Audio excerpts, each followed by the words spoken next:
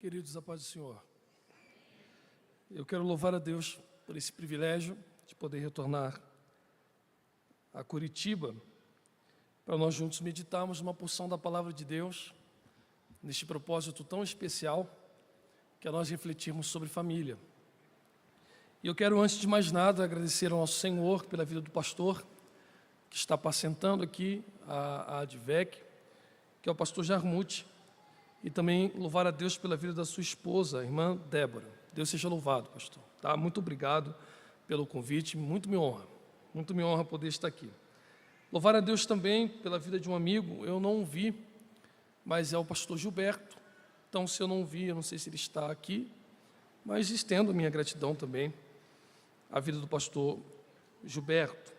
Ao cantor João, que louvou aqui de uma forma muito especial, muito ungida. Deus continue abençoando a sua vida de uma forma muito especial. Quero trazer um abraço da minha família, a minha esposa, a irmã Cristiane, e o meu filho, o Bernardo, que estão lá no Rio de Janeiro, estão orando por mim. E eu quero aqui também saudar os irmãos com a saudação da minha família. Se os irmãos recebem, digam amém. Amados, por favor, você que pode, abra sua Bíblia comigo no livro de Eclesiastes. Livro Eclesiastes, o capítulo de número 2. Eclesiastes, capítulo 2.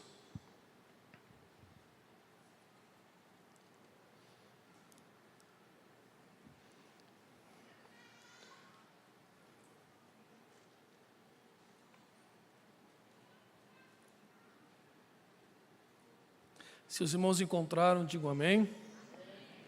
Se você está vendo que alguém está com dificuldade aí próximo a você, você auxilie a pessoa que está tendo dificuldade, para que todos nós possamos acompanhar a leitura bíblica. Está escrito assim: disse eu no meu coração, vamos agora, eu te provarei com júbilo. Portanto, gozo o prazer, mas eis que isto também é vaidade. Do riso eu disse, está louco, e da alegria para que serve esta? Busquei no meu coração como me dar ao vinho, porém, instruindo meu coração com sabedoria. E como entregar-me à loucura até ver o que seria bom que os filhos dos homens fizessem debaixo do céu todos os dias da sua vida. Fiz para mim grandes obras, edifiquei para mim casas e plantei para mim vinhos. Fiz para mim jardins e pomares e plantei neles árvores de todos os tipos de frutos. Fiz para mim tanques de águas, para regar com eles a mata que produz as árvores. Adquiri para mim servos, donzelas, e tive servos nascidos em minha casa. Também tive grandes possessões de rebanhos, grandes e pequenos, mais do que todos os que houve antes de mim em Jerusalém. Amontoei também para mim prata, ouro e os peculiares tesouros dos reis e das províncias. Provi-me de cantores e cantoras e das delícias dos filhos dos homens, assim como de instrumentos musicais de todo tipo. E assim fui engrandecido.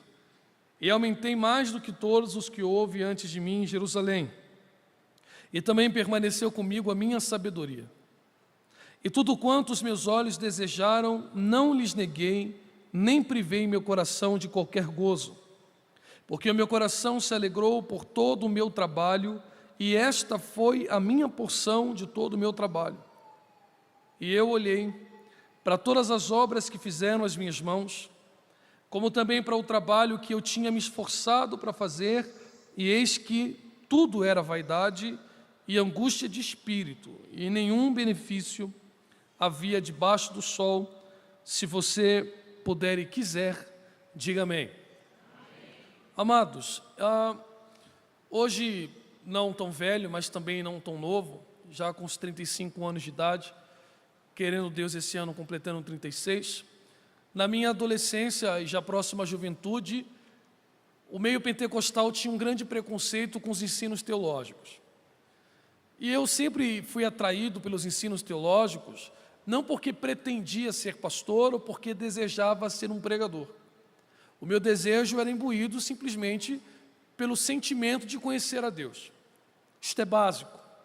Até porque quando eu falo de conhecer a Deus, nós temos que também compreender que Deus é um ser indivisível, incorpóreo e naturalmente eterno. Então eu não consigo, por mim mesmo, perceber Deus, a não ser que esse ser divino, por sua graça e misericórdia, decida a nós revelar-se. A esse fenômeno de revelação divina aos homens, chamamos de cognoscibilidade. A palavra cognoscibilidade é emprestada da expressão cognição, compreensão, percepção e assim sucessivamente. Um grande avivalista, chamado John Wesley, por volta do século XVII, faz com que essa proposta de revelação divina seja estabelecida numa espécie de 4 etapas, que também damos o nome de quadrilátero wesleyano. Para que nós possamos perceber a existência de Deus, segundo a sua misericórdia e vontade de se revelar a nós, a primeira etapa se dá pelas Escrituras. Caso você a leia e não esteja convencido da existência desse ser, ele também se manifesta, se dá por conhecer na contemplação da natureza. Caso a natureza não lhe seja suficiente, assim como as Escrituras, ele se manifesta deixando evidências ao longo da história. E, por exemplo, a arqueologia bíblica, ou arqueologia, melhor dizendo, é uma área científica que, com as escavações, vai mostrando as evidências dos textos sagrados e das pegadas divinas. E, por fim, talvez o que seja o mais incontestável, a experiência. Quando as mãos dos homens não alcançam um feito, mas as mãos de Deus trazem à realidade aquilo que as mãos dos homens está curta a alcançar, aí de fato a experiência, o contato, que nós denominamos por milagre, segundo nos aconselha a Bíblia, é de fato inconteste. Nessa revelação divina que se dá pelas Escrituras, eu desfrutava de uma espécie de inocência, e uma inocência que beira o ridículo. Acreditava eu, já distante dos ensinos teológicos, mas seduzido a compreender a minha fé pelas Sagradas Escrituras, lembrando os irmãos que a teologia não produz fé, mas busca explicar aquilo que decidimos crer. E o que eu queria era compreender melhor aquilo que estava servindo. Então eu acreditava que, lendo a Bíblia Sagrada, a sua leitura se esgotaria no que eu posso chamar de leitura vertical. A única proposta que eu tinha em mente seria um afastamento daquilo que é terreno e uma proximidade daquilo que é espiritual. Então eu acreditava que os assuntos bíblicos circulariam em cristologia, ou seja, quem é Cristo, quem é o Espírito, quem é Deus, e assim sucessivamente. E claro que isto é um grande engodo, uma grande loucura. E quando você vai lendo os textos sagrados, você perceberá que a Bíblia de fato revela a nós o mundo espiritual ao qual o físico é regido, mas também nos orienta para a vida terrena. Então, ao mesmo ponto que ela tem uma leitura vertical, há um desdobramento horizontal. E a Bíblia de fato é uma bússola, uma lâmpada que clareia, ilumina o nosso entendimento, concedendo a nossa sabedoria por vontade divina, a fim de que possamos ter prosperidade unilateral nas saídas da vida.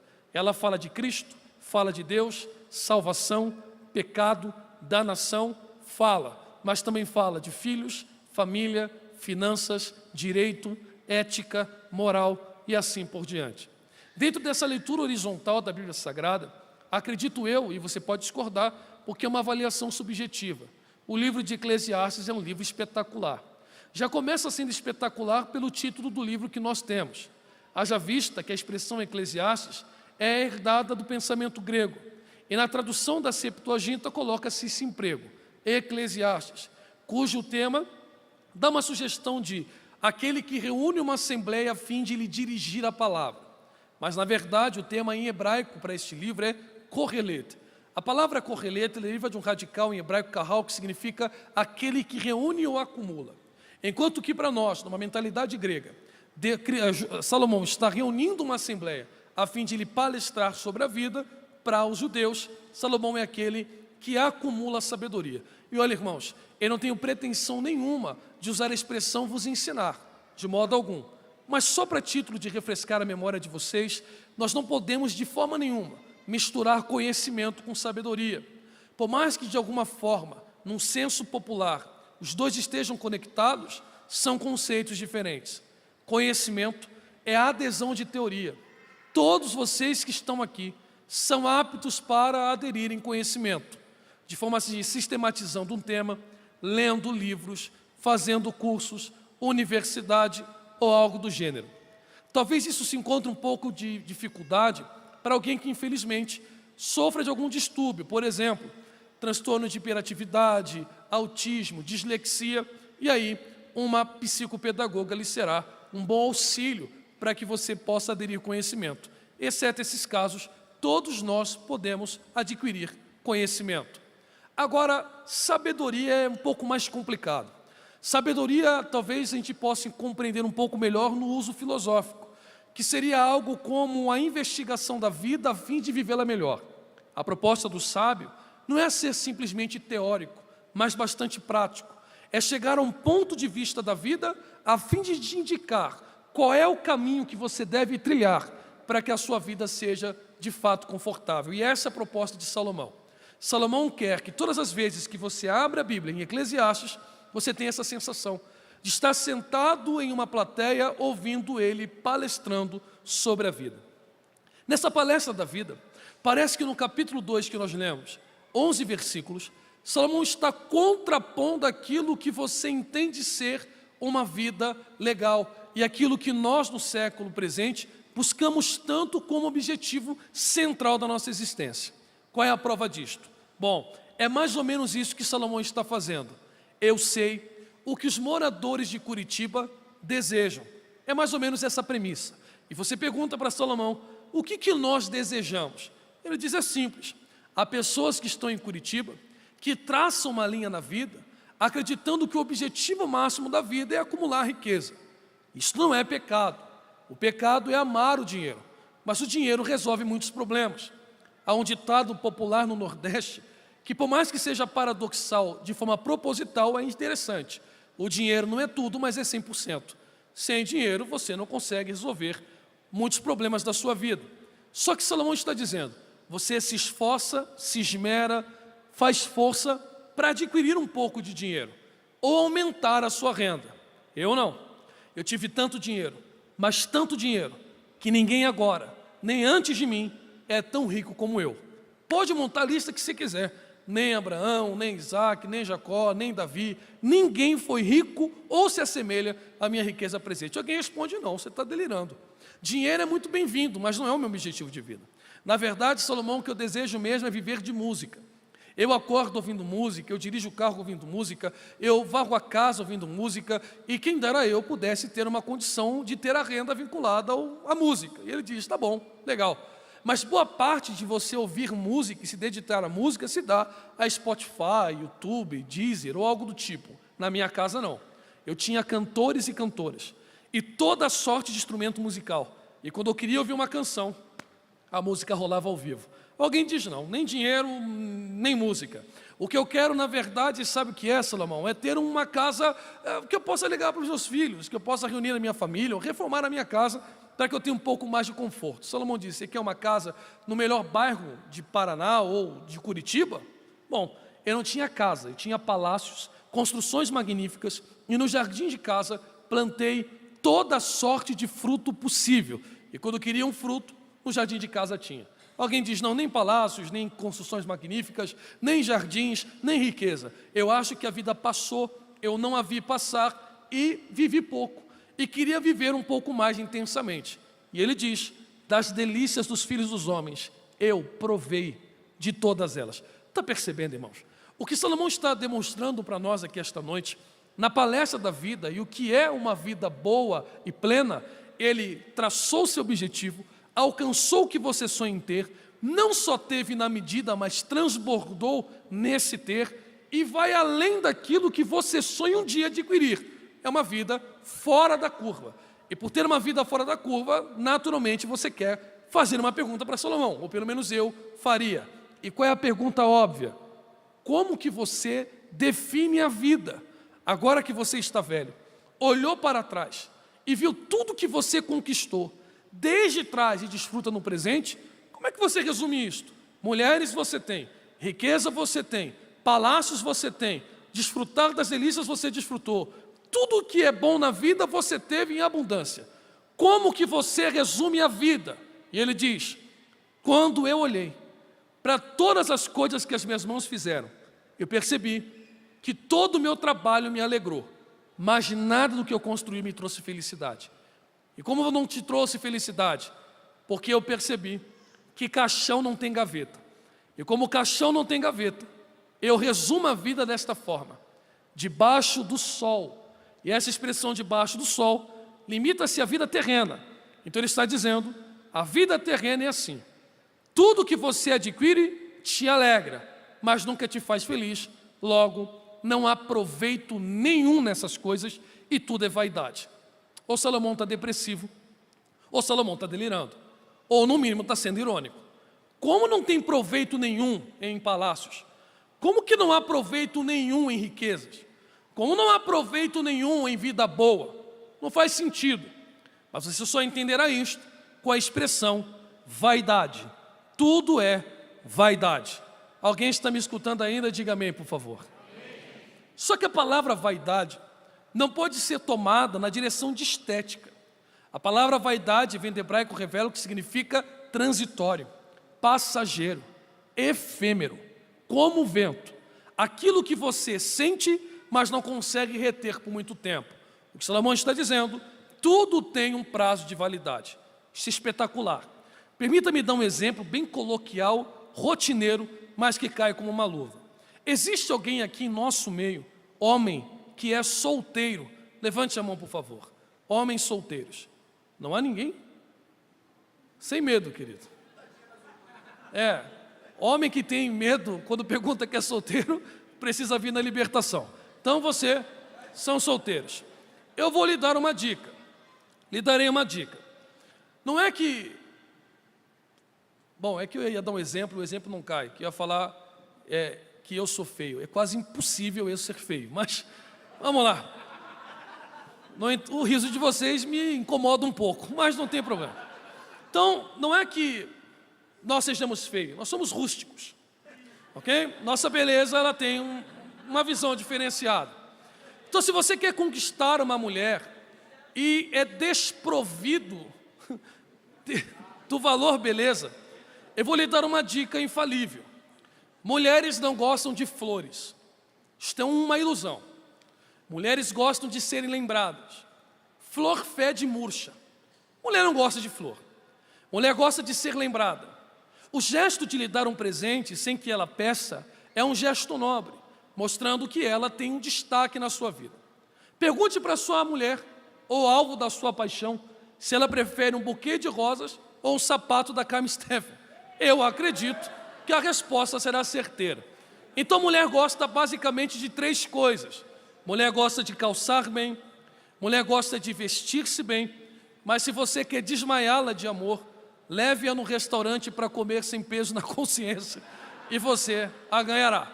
Bom, eu sou casado há 8 anos com uma mulher, de fato, muito bonita. Claro, sou um espetáculo. Então, só que eu não entendo muito do mundo feminino. E eu acho que não há uma bússola, não há uma regra para o casamento. Cada um sabe do seu. Mas eu combinei com a minha esposa que quando ela quisesse ter filho, ela precisaria abdicar da sua carreira. Ela trabalhava porque gostava, conheci já formando e gerenciando uma parte lá do hospital como enfermeira-chefe lá do hospital lá onde ela trabalhava. E aí, bom, eu conheci assim e falei para ela, você trabalha se você quiser, mas eu prefiro que você, quando tivermos filho, crie o nosso filho. E ela sempre desejou ser mãe e assim fez. Eu acho muito constrangedor a minha mulher ter que me pedir para fazer unha. Até porque eu não sei nem o que é cutícula. Eu não sei o que é cutícula. De verdade, eu não sei. Eu não sei o que é cutícula e quem dirá eu saber o que é sobrancelha e essas coisas, né? A mulher hoje é como se fosse um senhor batata do Toy Story, né? Monta e desmonta. Então eu não entendo muito isso. Então quando eu viajo, naturalmente, o que a minha esposa... Eu estou acertando alguém aí. Vamos lá. Quando eu... por favor, antes que voem sapatos na minha cara. Vamos lá. Então, o que a irmã Cristiane espera? Que eu lhe dê um presente. Bom, eu não sou trouxa, só tenho cara de trouxa. Para encurtar o problema, porque eu tenho a memória muito curta e minha vida é um pouco corrida, eu dei um cartão para ela. Então, o que eu estou dizendo? Não me peça nada que eu vou esquecer. Mas não adianta, mulher quer ser lembrada. Então, quando eu volto de viagem, quando eu vou para outro país, Ela espera que eu traga alguma coisa para ela. Então o que ela faz? Mulher sabe pedir.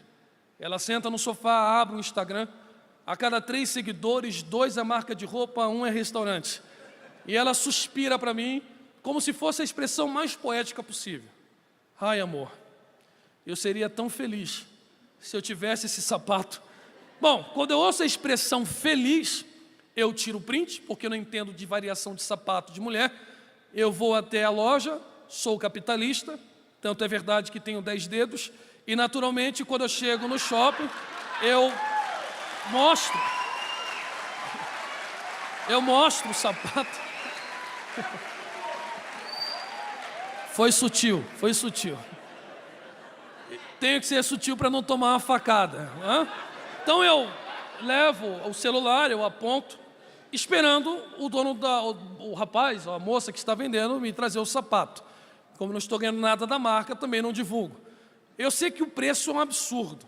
Eu quase tenho que deixar o rim lá para pagar esse sapato. Mas eu estou numa cruzada. Ela disse que seria feliz. E eu, como não sou louco, te deixo um conselho. Eu deixo a etiqueta do preço dentro da caixa para mostrar para ela o tamanho do amor que eu tenho por ela. Eu volto para casa, pego o sapato e digo, está aqui, seja feliz.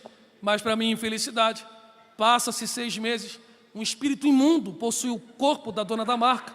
Ela renova a coleção, Cristiane precisa renovar a felicidade e eu vou caminhando a passos largos à falência. O que significa dizer para você que o sapato não trouxe felicidade a Cristiane, apenas a alegrou.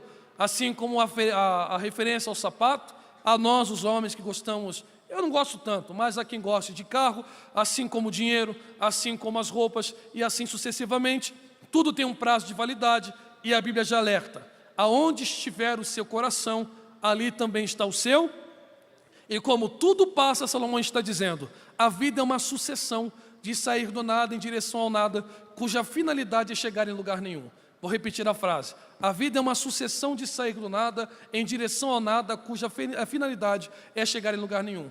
Qual é a meta? Comprar um sapato. Vai gastar a sola, você vai comprar outro. Qual é a meta? Comprar uma roupa. Você vai se esforçar a comprar a roupa, ela envelhece, você compra outra. A referência é comprar uma casa, você morre, a casa fica. Então Salomão está dizendo, o que passou foi e o que ficou, eu passo e permanece. Logo a vida não faz tanto sentido e a única coisa que temos nela é nos alegrarmos pelas coisas que conquistamos, mas estas coisas nunca nos trarão a felicidade. E antes de eu entrar no conceito de família, eu preciso fazer aqui um parênteses e fazer uma avaliação bem sincera de alguns fatos religiosos do meio protestante que vão valer a pena. Mas eu acho que você já cansou de ouvir, então eu acho que eu preciso parar de pregar. Ou você quer continuar ouvindo, diga amém, por favor. Vamos lá. Então a igreja, na verdade, nós temos que fazer uma pergunta para Salomão. Se a felicidade é só uma utopia humana na horizontalidade da vida, da onde nós tiramos o conceito de felicidade se nós, pelo empirismo, só aprendemos aquilo que vemos? Se você for um pouco de Aristóteles, mas se você for platônico, você vai entender que a felicidade é um conceito impregnado à alma, que não se dá na vida, mas se dá no mundo das ideias. Seja nas ideias, seja na possibilidade, não tem via. Ou seja, da onde o homem tira conceito de felicidade? Do Éden. Mas como eu quero aqui encurtar o nosso papo, por que é que a igreja então não é feliz o tempo inteiro? Por que é que tem culto que você pula, mas tem culto que você nem abre a boca? Por que tem culto que você vem, tem culto que você nem passa na porta da igreja? Por que tem culto que você vibra e tem culto que você mal ergue as mãos? Porque nós estamos praticamente beirando a síndrome do paralítico do tempo chamado Formosa. Por que a síndrome do paralítico do tempo Formosa? Ele vem porque nasceu paralítico. Ele nasceu como, irmãos? Então ele nunca andou. Ou ele vem arrastado, ou alguém traz ele para o templo. E é mais ou menos assim que está acontecendo. Ou as pessoas vêm se arrastando, ou vêm empurradas por outro. E quando vem, não vem para entrar. Senta-se na porta e o único intuito da vida é ouro e prata. Ouro e prata, por favor.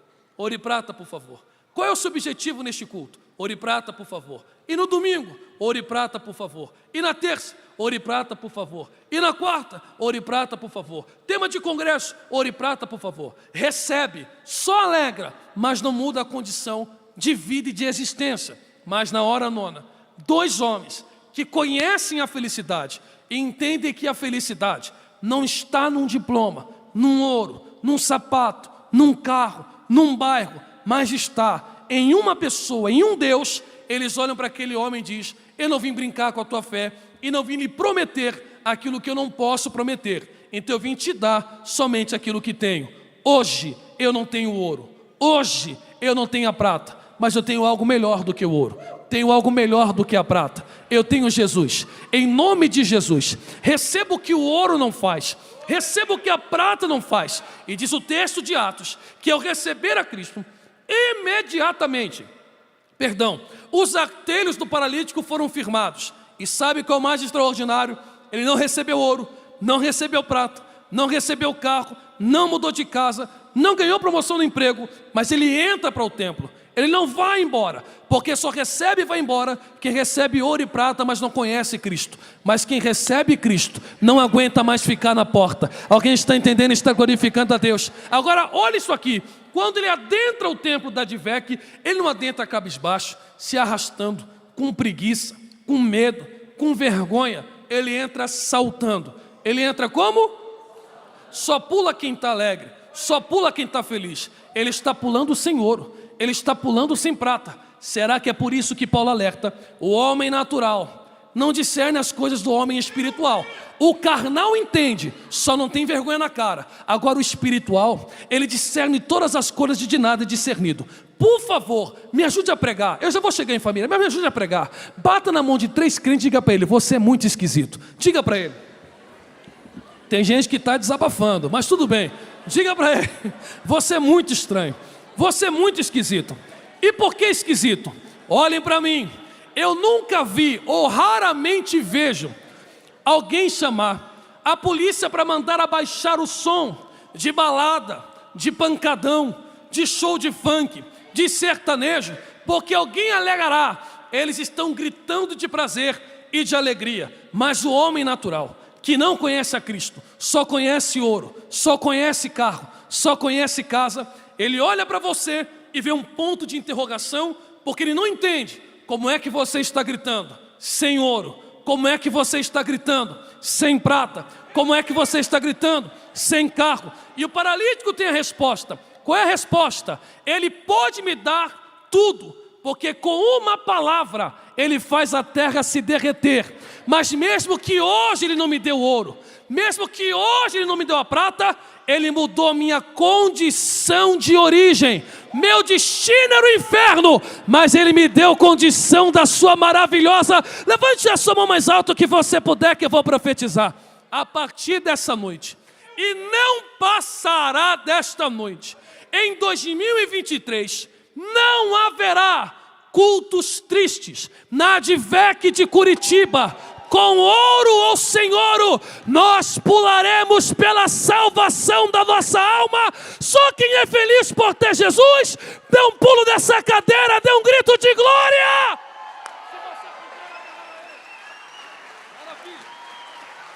Vamos lá. Glória a Deus. Bom, tá ok. Então quer dizer que ouro é bom, prata é bom, são coisas essenciais na nossa vida. Eu estudo feito um retardado para dar uma condição para a Cristiane e para o meu filho. Não é por mim, é por eles. O sorriso do meu filho me arranca a alma. Naturalmente eu trabalho para isso, estudo para isso. Faculdade não é gostoso, é horrível, mas não tem outro caminho. Só que o que Salomão está dizendo é: busque essas coisas, mas não deixe que elas te tenham, porque a felicidade não está nela. E não é alguém que está com recalque. Claro que o recalque freudiano não é o do senso popular. Eu estou falando do senso popular. Ou seja, não é que ele está com dor de cotovelo ou frustrado. Ele disse: eu tive o que você está buscando. O que eu estou te dizendo é porque eu sei que a felicidade não está aí. E qual é o conselho que você me dá? Capítulo 9 de Eclesiastes, versículo de número 7, ele diz assim: segue o teu caminho, come o teu pão com alegria e bebe o seu vinho com o coração jubiloso, porque Deus agora aceita as tuas obras. Que as tuas vestes estejam sempre brancas e nunca falte unguento sobre a sua cabeça. Agora olha o versículo 9. Viva alegremente com a sua esposa. Viva alegremente com quem? Troque a esposa por família. O que Salomão está dizendo é, já que tudo se esvai e passa, valorize o que tem valor e não somente aquilo que tem preço. Vou repetir a frase. Valorize o que tem valor e não somente aquilo que tem preço. Bom, recentemente eu tenho feito algumas lives falando sobre os clássicos da literatura. Eu sei que a expressão clássico é um pouco complicado, né? Um pouco elástico para o conceito literário, mas eu estou falando de literatura de verdade, não 50 tons de cinza e Harry Potter, né? E eu sei que muitos irmãos da igreja não tiveram acesso a esse tipo de conhecimento. Então eu também não tive ninguém para pegar na minha mão, me levar numa biblioteca e me ensinar a ler. Então eu tento ler e mastigar. E dar mastigado para os meus irmãos, a fim de também proporcionar algum senso cultural a eles. Maravilha. E eu fui falando de alguns autores. Hoje eu falei sobre Frankenstein, que é um livro, um romance espetacular, com uma lição espetacular. Falei sobre Cervantes, sobre Dostoiévski, sobre Shakespeare, e fui falando.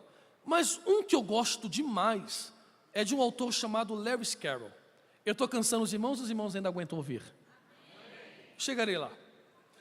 Lewis Carroll escreve 2 livros, lembrando que Lewis Carroll não é um nome, né? Ele usa esse nome como se fosse enfim.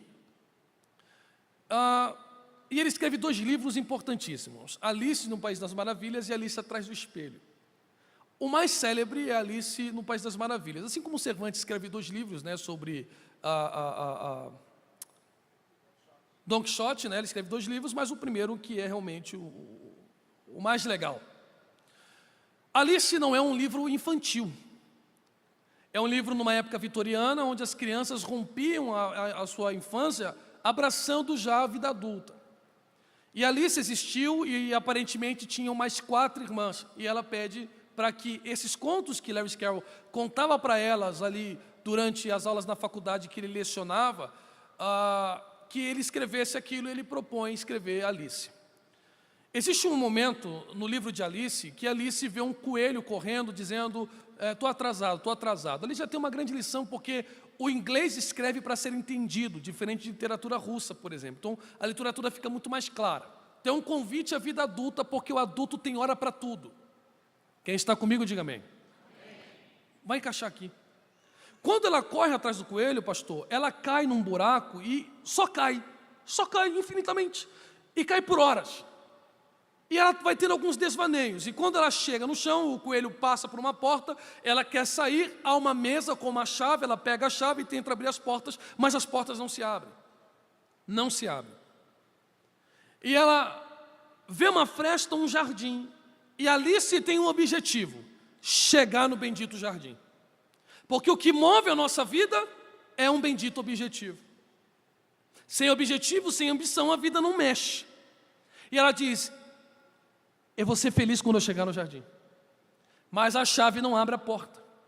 Quando ela vira de novo, na mesma mesa tem uma bebida, cujo rótulo está escrito não beba. E ela diz, a minha mãe me ensinou a não tomar essa bebida. Infere-se bebida alcoólica. E ela diz, mas eu vou tomar. E ela bebe, bebe, bebe e diminui. E ela fica do tamanho da porta do coelho. Mas esquece a bendita chave em cima da mesa. E Alice começa a chorar, até que as suas lágrimas tornam-se um rio. Qual é o sentido dessa lição? Tem adulto se afogando na cachaça, porque está dizendo, se eu valorizasse os princípios de quando eu era pequeno, eu teria o tamanho de entrar na porta que eu preciso passar agora.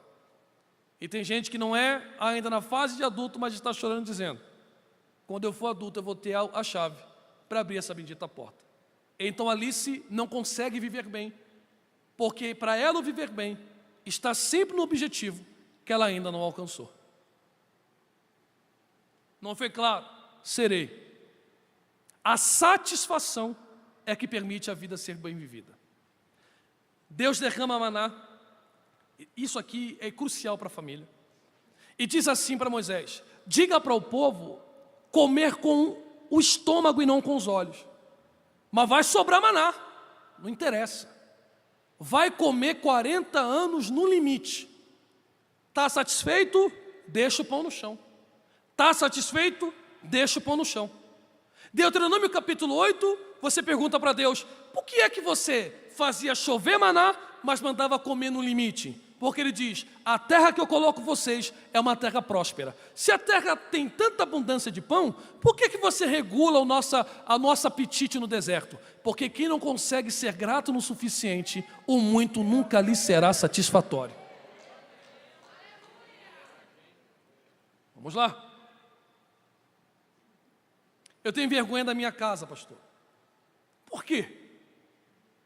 Porque ela não tem 2 cômodos. E daí? Qual é a diferença de um palácio para uma casa de 1 cômodo? Cobrir a sua cabeça, guardar a sua vida e fazer você repousar. Enquanto muito não chega, agradeça pelo bendito suficiente.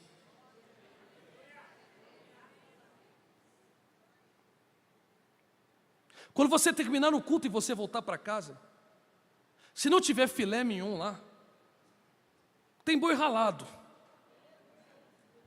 Se não tiver um patinho moído, um acém moído, sei lá, a carne da sua preferência, vai ter salsicha, um ovo, vina. O que é isso? Salsicha. É que vocês são branco que se entenda.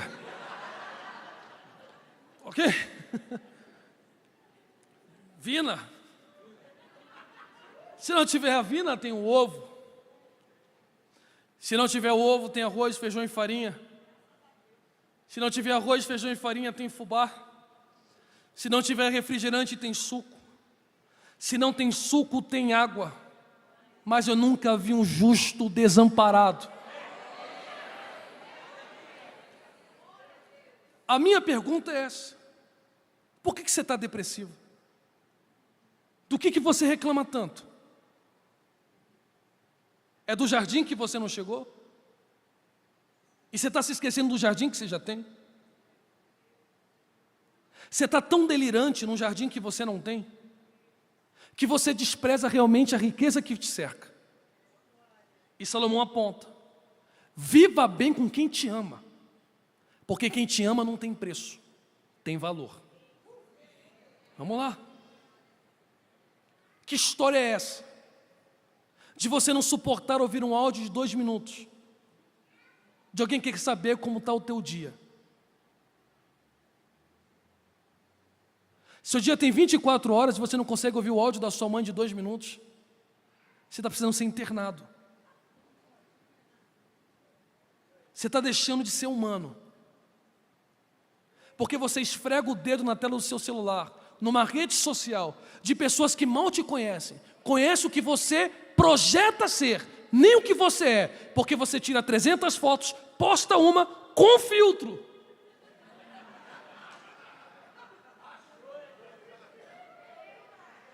Mas quem te ama de verdade, que tem valor e não preço, te ama com filtro ou sem. Eu acho que está ficando meio esquisito. Alguém ainda quer ouvir? Diga amém, por favor.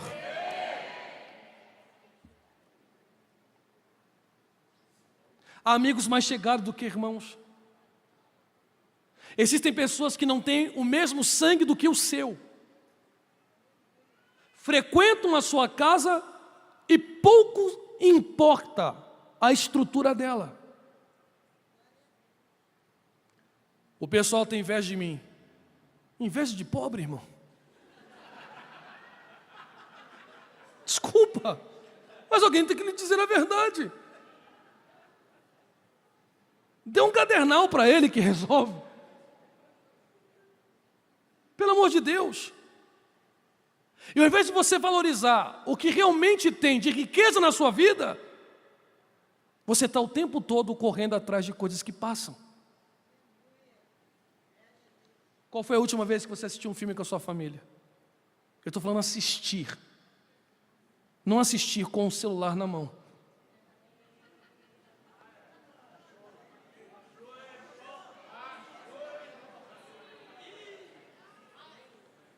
Qual é o nome da menina que o seu filho está paquerando no colégio? Hã? Qual foram as últimas notas que ele tirou na escola? Ah, você não sabe, não é?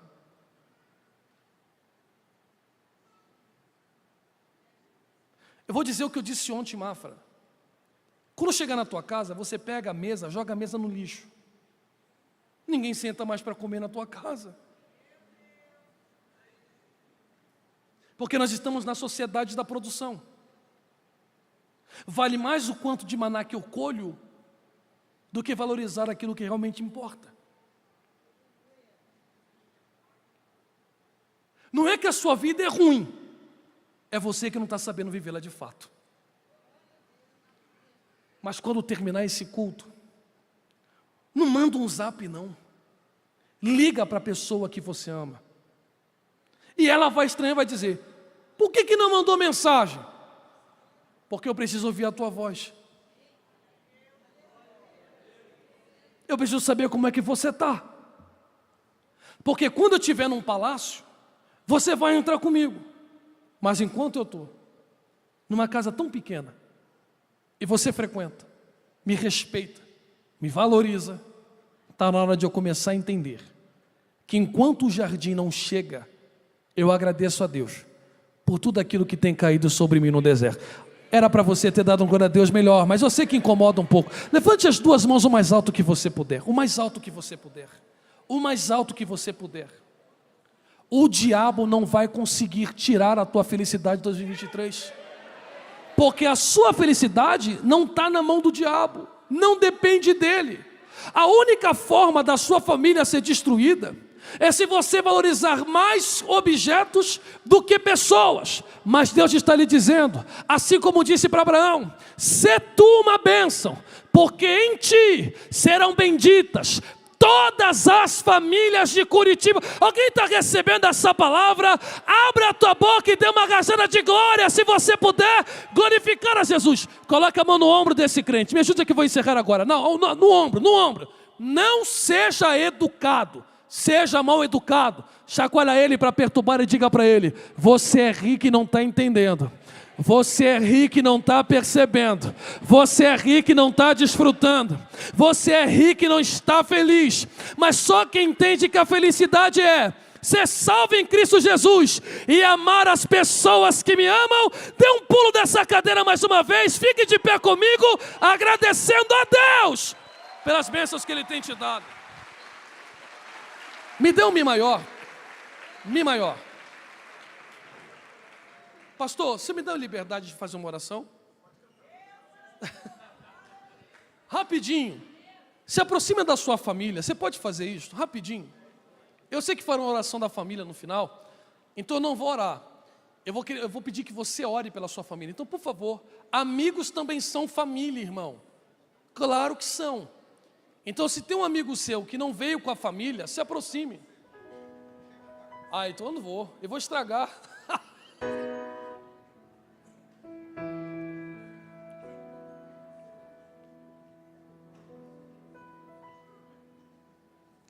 Não entendo o meu próprio agir. Sem tua graça, o que seria de mim? Não entendo o meu próprio agir.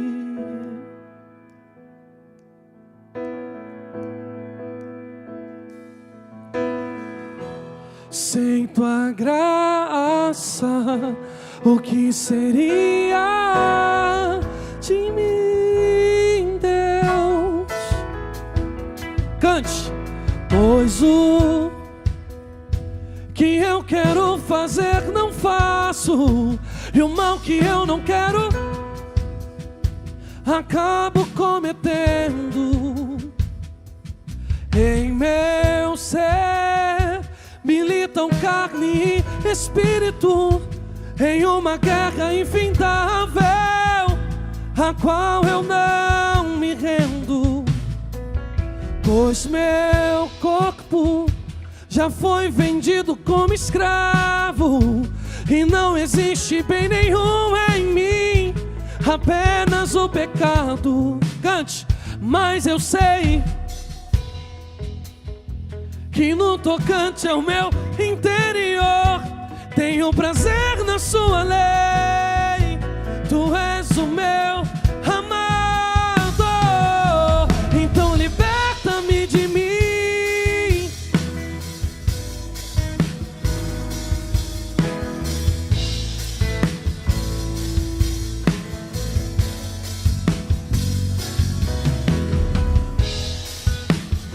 Feche seus olhos aí.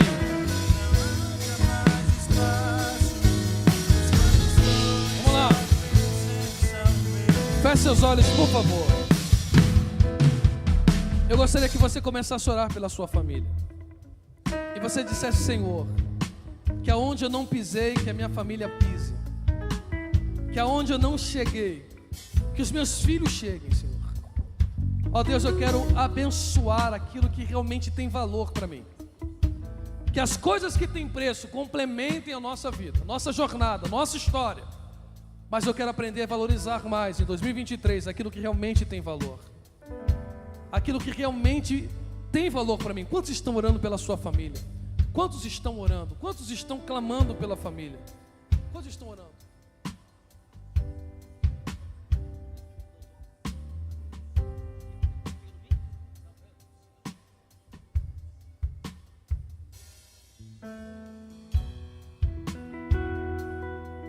Eu quero fazer um convite especial aqui esta noite. Você que está aqui essa noite, eu já coloquei as minhas vestes brancas, estou só te esperando. Vem, vamos dançar. Cante, Curitiba!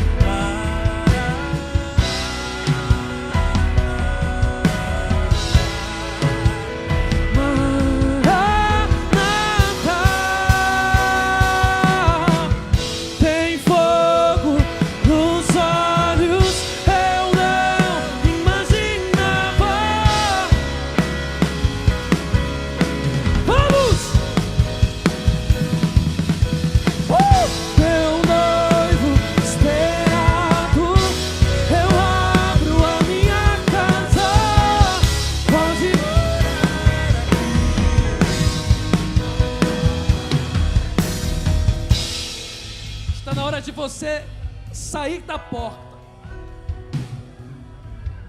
Está na hora de você se levantar. Se levantar. Porque este mundo aí fora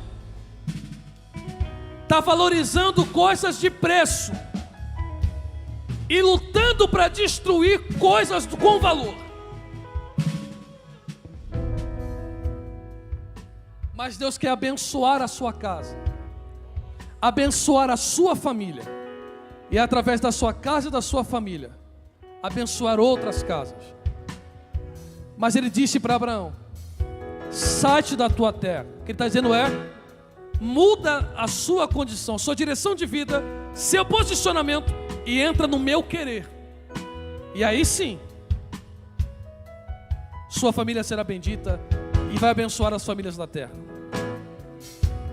Você quer viver uma vida extraordinária em 2023? Abra mão um pouco das coisas e valorize aquilo que realmente tem valor. Se você der um passo para Deus esta noite, um passo, respondendo a ação da graça dEle, que ela está tocando no teu coração. Pastor, mas ninguém da minha casa é. Você será o manancial de Deus lá. Em 2023 a sua família estará servindo a Deus. Quantos acreditam nisso? Diga glória a Deus, por favor. Mas você que está afastado, precisa deixar Jesus governar a sua casa, mostrar para você o que realmente importa na vida. E nós queremos orar por você. Você que está afastado, você que ainda não aceitou a Cristo, deixa Deus ser o Senhor da sua vida. O mundo jaz no maligno. Olha, pastor, eu vi um rabino falando um negócio esses dias. Numa rádio ele disse assim, numa rádio secular. Ele disse, se eu perguntar para uma mulher o quanto ela ganha, ou quanto um homem ganha, eles se sentirão constrangidos. Mas se eu perguntar sobre a sexualidade deles, eles falam das coisas íntimas como se fossem públicas e de coisas públicas como se fossem íntimas. Estão invertendo os valores. A sociedade se desintegrando. Mas Deus quer preservar a sua família, trazendo ela para dentro da arca. Você não pode ir embora sem Jesus entrar na sua vida. E é de graça. Aonde está a primeira vida? Que disse, pastor, essa mensagem falou comigo. Eu preciso mudar a ponta do meu barco e chegar no porto certo. Deixa Jesus ser o capitão da sua embarcação. Saia do seu lugar, nós queremos orar com você. Aonde quer que você esteja, não se sinta constrangido. Aqui é uma família. Alguém irá pegar na sua mão, irá te acompanhar, e nós queremos orar por você. Nós queremos ter esse privilégio de orarmos pela sua vida. Onde está a primeira pessoa que quer vir a Cristo? Está vindo uma vida ali atrás. Então me tira o medo que me faz dizer, Moisés, suba meu. Vamos! E me fazem entender.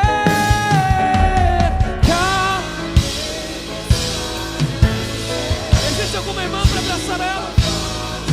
Onde está a segunda vida? Onde está a segunda vida?